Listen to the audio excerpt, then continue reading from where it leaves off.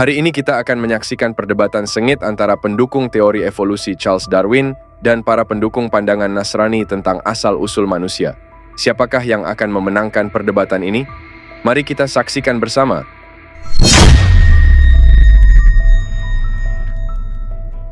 Assalamualaikum warahmatullahi wabarakatuh. Sahabat seiman dan seislam yang dirahmati Allah Subhanahu wa Ta'ala.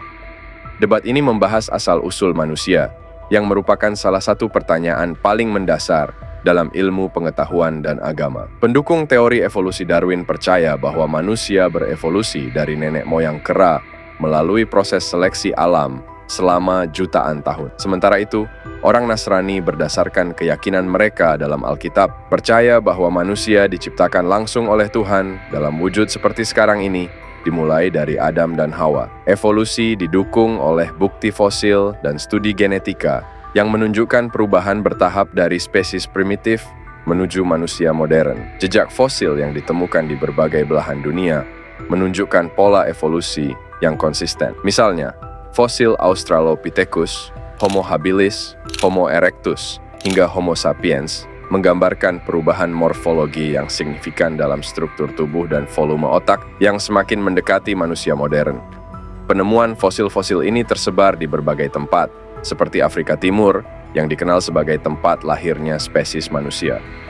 Selain itu, studi genetika menunjukkan kesamaan yang mencolok antara DNA manusia dan primata lainnya, terutama simpanse.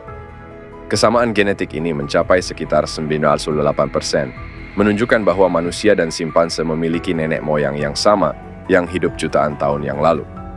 Tambahan bukti datang dari penelitian genetik yang menggunakan teknologi modern seperti analisis DNA mitokondria dan DNA nuklir. Studi ini memungkinkan ilmuwan untuk melacak garis keturunan manusia kembali ke mitokondria Eve dan Y kromosom Adam, menunjukkan adanya satu kelompok nenek moyang yang hidup sekitar 200.000 tahun yang lalu.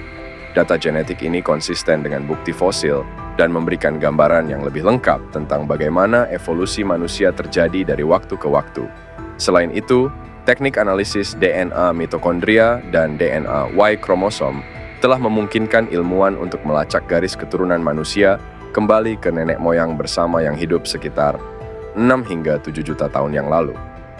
Data genetika ini mendukung hipotesis bahwa manusia dan primata lainnya berasal dari nenek moyang yang sama, dan menunjukkan bagaimana spesies yang berbeda telah berevolusi dari waktu ke waktu melalui perubahan genetik dan seleksi alam. Bukti fosil masih memiliki banyak celah dan tidak bisa menjelaskan dengan jelas asal-usul manusia. Meski ada jejak fosil yang ditemukan, terdapat banyak gap atau missing links yang membuat gambaran evolusi manusia tidak sepenuhnya lengkap. Misalnya, ada periode panjang dalam catatan fosil, di mana transisi antara spesies tertentu tidak ditemukan, sehingga sulit untuk melihat perubahan bertahap yang diusulkan oleh teori evolusi. Dalam Alkitab, Tuhan menciptakan manusia dalam wujudnya yang sekarang, bukan melalui proses evolusi yang panjang dan acak. Menurut kitab Kejadian, manusia diciptakan langsung oleh Tuhan dengan hembusan napasnya yang memberikan manusia kehidupan dan jiwa. Ini menunjukkan bahwa manusia adalah makhluk istimewa yang diciptakan dengan tujuan dan rancangan khusus, bukan hasil dari serangkaian mutasi acak dan seleksi alam. Keunikan manusia yang memiliki kesadaran, moralitas, dan jiwa menunjukkan bahwa manusia diciptakan dengan tujuan dan desain khusus.